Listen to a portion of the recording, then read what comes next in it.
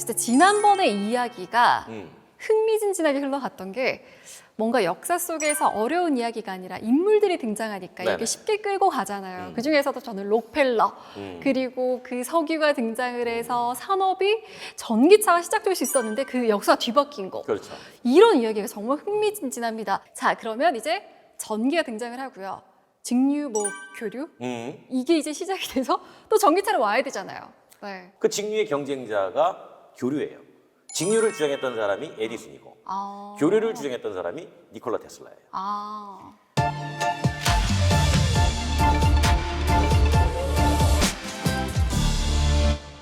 그럼 직류와 교류가 뭐냐 이거죠. 네. 직류 전기를 만들면 전선을 통해서 이렇게 보내야 되잖아요. 네. 직접 보내면 직류. 네. 그다음에 교차적으로 보내면 교류. 네. 1882년에 에디슨이 세계 최초로 중앙발전소를 뉴욕에 설립했을 때 세대 발전기를 돌린단 말이에요. 이때 3,000개의 백열전구의 전력을 공급을 하게 돼요. 이때 에디슨이 전기를 보내는 방식으로 직류를 선택합니다. 네. 110V. 네. 근데 전압이 너무 낮아요. 110V니까. 우리 지금 220V 쓰잖아요. 그쵸. 그러니까 전압이 낮으니까 아주 멀리 보내려니까 이 전기가 힘이 없어가지고 비실비실대요. 그래서 야 멀리는 힘들어 못 간다 하고 이제 반항을 하는 거죠. 전기들이 안 가겠다고. 이놈들 봐라. 그럼 전압을 높여주면 되거든. 네. 전압을 높여주는데 이 전압을 높여봐야 가정에서 이 전기를 못 받아요. 너무 높아서. 그렇죠. 네. 그래서 그냥 곳곳에 발전기를 설치해가지고 바로바로 줄까? 그런 생각까지 합니다. 이게 또 참 어떻게 보면 여러 가지 문제가 엮여 있네요. 네. 그렇죠. 그러려면 이제 우리 집 옆에 발전소가 하나 있어야 되고, 있거나. 네. 우리 박 MC 집 옆에도 하나 있어야 되고, 사람들 싫어하죠. 동네마다 발전소가 다 있어야 돼요. 네. 어마어마하게 돈이 많이 들겠죠. 사실 요즘 분위기로 따지면 싫어하고요. 그렇죠. 네. 근데 이 전력 손실이 많고 계속 동네마다 발전소 짓는 게 이게 거의 불가능한 거죠. 그리고 이제 교류가 에디슨도 전력 송신할 때 손실이 적다는 건 알고 있었어요. 알고 있었는데 이 교류로 전기를 보내봐야 이 교류 전력으로 구동되는 돌아가는 가전기기가 없었어요. 전자제품들이. 네. 그러니까 굳이 필요하지 않았다는 거죠. 네. 그리고 이제 에디슨님이 직류에다가 많이 투자를 해놨어요. 니콜라가 당시 표준이 되고 있던 직류 모터에 반드시 있어야 됐던 정류자라는 이 부품이 있는데 이 정류자라는 부품이 없어도 높은 효율을 내는 모터를 개발을 해요. 그러니까 이 교류 전력을 우리가 일상에서 사용할 수 있는 전자제품을 만들어내는 혁신을 이뤄내요. 여기까지 니콜라가 이긴 듯이 보이는. 그렇죠. 네. 이걸 에디슨 컴퍼니, 즉 프랑스 지사에 있을 때 이미 니콜라는 교류를 떠올리고 있었어요. 그러니까 틈틈이 교류기기를 제작하면서 간부들에게 선보였는데 이제 다 그러죠. 야, 우린 직류를 해. 교류 안 해. 그래가지고 이제 테슬라는 직류보다 교류가 훨씬 더 전력 전송에는 적합한 방식이다. 이렇게 확신을 갖고 있었어요. 그러니까 이런 상황에서 미국의 본사로 좀 옮겨가면서 에디슨을 만나게 됐던. 그렇죠. 네. 그래서 업무는 좀 다른 거였는데 이미 니콜라 머릿속에는 교류밖에 없었어요. 그래서 이제 테슬라를 미국으로 불렸던 그 에디슨사의 파리 지사, 미국인 지사장, 찰스 바첼러라는 인물인데 이분이 에디슨에게 테슬라의 추천사를 뭐라고 쓰냐면 제 주변에는 위대한 인물이 2명 있다.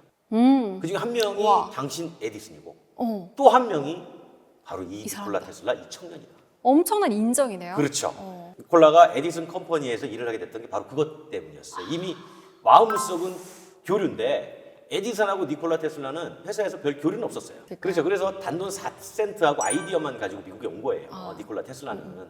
근데 이제 에디슨에게 자꾸 이제 만날 때마다 교류의 장점에 대해서 얘기를 쭉 하죠. 그러면서 교류를 좀 하자. 사장님, 교류가 좋아요. 직류는 어렵잖아요. 그랬더니 무슨 소리 하고 있어 이 사람이? 직류가 최고지. 이렇게 에디슨이 막 주장을 해요.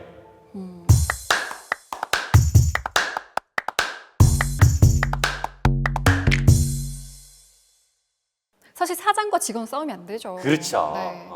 그런데도 불구하고 테슬라도 고집 세다고 그랬잖아요. 네. 계속 교류를 얘기해요. 그래서 이렇게 제안합니다. 에디슨한테 제가 우리가 쓰고 있는 직류 전송 방식이나 직류 발전기의 문제점을 개선할게요. 한 발 양보인가? 계산할 테니까 그러면 네. 교류 한번 아, 검토해 보시죠. 봐주세요. 제가 충분히 해낼 수 있습니다. 네. 그랬더니 이렇게 얘기해요. 에디슨이. 아 그래? 야 저거 얼마나 고치는 게 어려운지 알아? 그래 한번 해봐. 너 내가 5만 달러 줄게.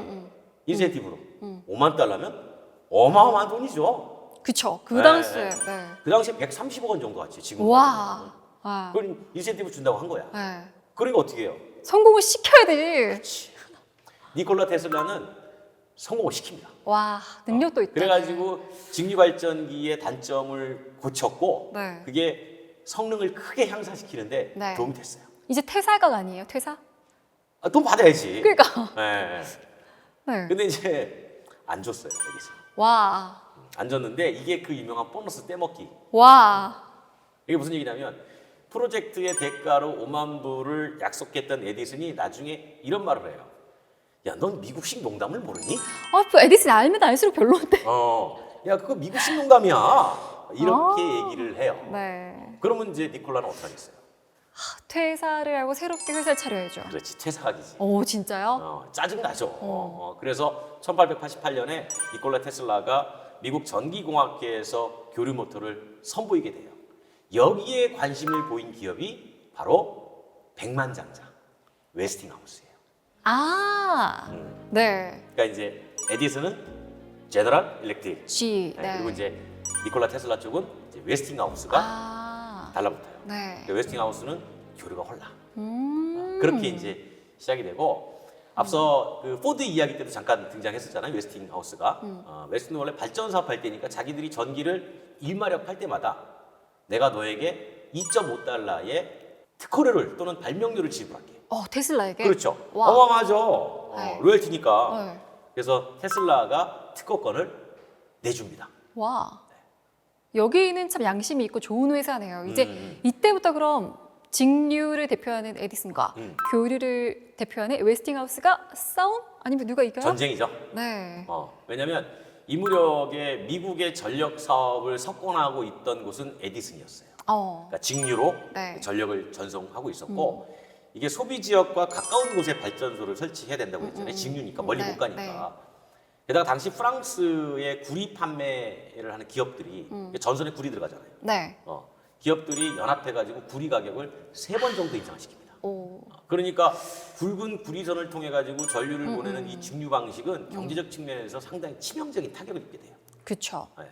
근데 이제 반면에 웨스팅하우스의 교류 방식은 소비 지역에 도달해서 전기가 도달하면 변압만 하면 돼요. 그러니까 전압만 바꿔주면 되는 거죠. 네. 그래서 그걸 거치면 되니까 고전압으로 송전할 수가 있는 거예요. 오. 높은 전압으로 송전하고 시공해서? 멀리 보내고 거기에서 네. 변압을 해서 집에다 공급을 해주는 거죠. 그러니까 게다가 이제 변압기는 유지 보수가 거의 필요 없어요. 오. 그래서 에디슨의 직류 방식이 장악하고 있던 시장에 이제 교류가 점점 야 이게 훨씬 나은데? 오. 라고 이제 소문이 나기 시작하고 에디슨은 그걸 보고 위협을 느끼죠. 그쵸. 근데 사실 어떤 시장이든 어떤 나라든 하나가 통일이 돼야 효율적이잖아요. 그렇지, 그렇지. 그럼 이때 이제 어떻게 해야 되지? 자 이제 국가 미국이란 나라가 앞으로 대세로 떠오를 표준을 정하자. 어. 이때 전력 시스템의 표준을 직류로 할 거냐, 네. 아니면 교류로 할 거냐. 어. 이게 이제 싸움이 벌어지는데 이걸 가지고 우리가 커런트 워, 전류 전쟁 이렇게 표현합니다. 에디슨이 교류의 도전을 막기 위해서 엄청난 일들을 벌여요.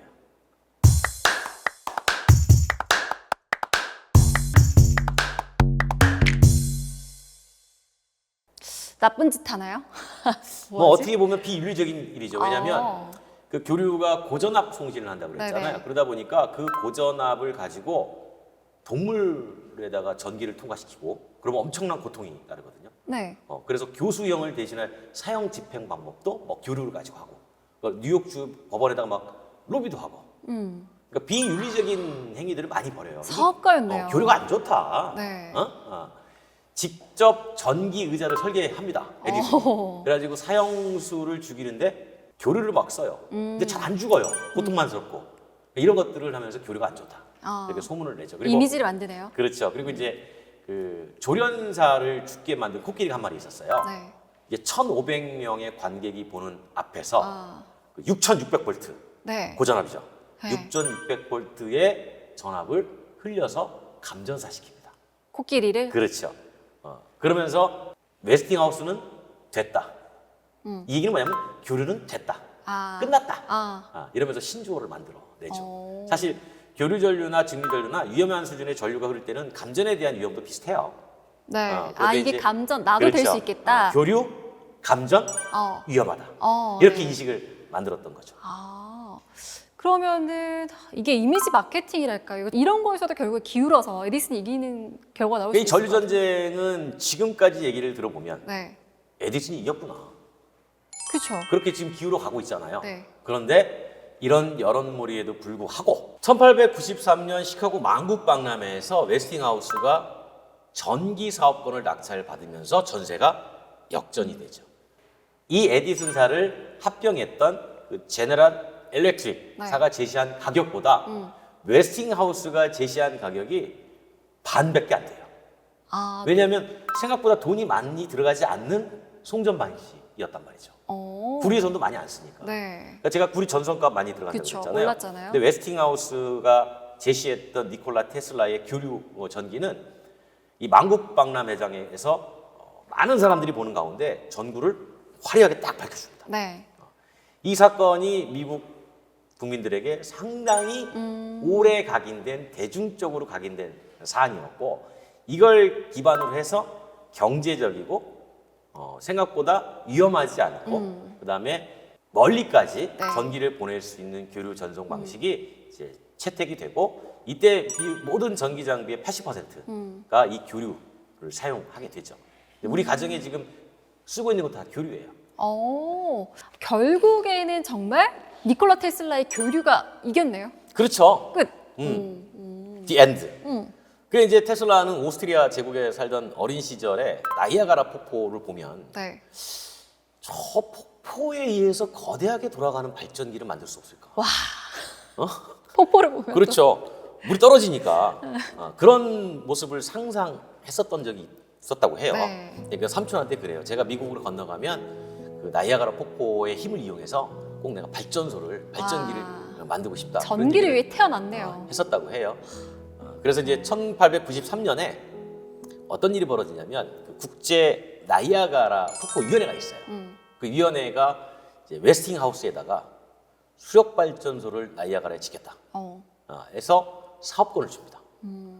테슬라의 꿈이 이뤄진 거죠. 그렇죠. 근데 이제 1888년부터 시작된 에디슨과 테슬라의 이 전류 전쟁은 결국 15년 동안 펼쳐졌고 테슬라가 이기는 걸로 해서 이제 막을 내리게 되죠. 한 소년의 꿈에서 출발했던 세계 최초의 수력 발전소, 나이아가라 수력 발전소, 이것이 바로 교류로 세워지게 됩니다.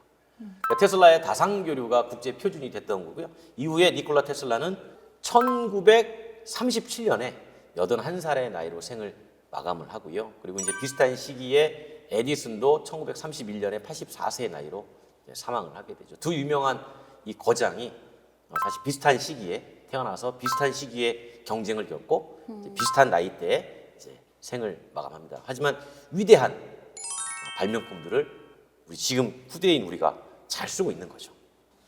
얘기가 이제 좀 일단락이 된 것 같은 아름다운 마무리로 지금 이제 사망까지 이르렀는데 아직도 에피소드가 남아 있습니까? 이제 이 니콜라 테슬라가 현대에 와서 부활을 해요.